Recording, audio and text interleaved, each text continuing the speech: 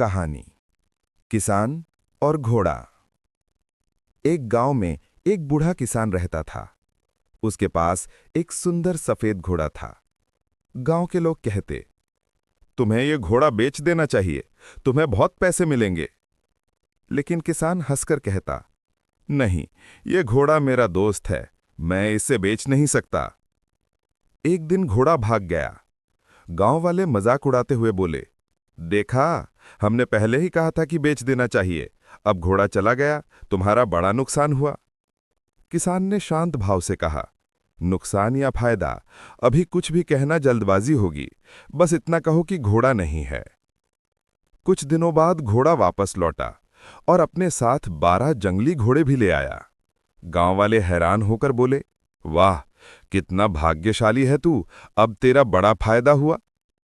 किसान ने फिर मुस्कुराकर कहा, भाग्य या दुर्भाग्य, अभी कुछ भी कहना जल्दबाजी होगी, बस इतना कहो कि मेरे पास अब 13 घोड़े हैं।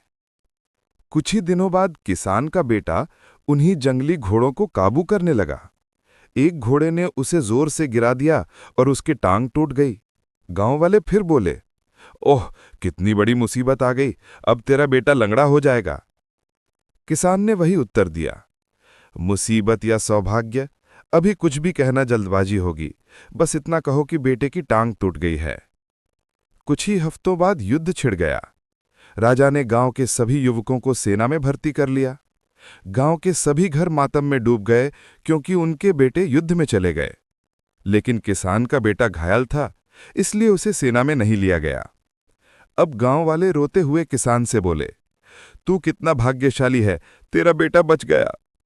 किसान ने शांत स्वर में कहा, भाग्य या दुर्भाग्य, कौन जाने, बस इतना कहो कि मेरा बेटा मेरे पास है।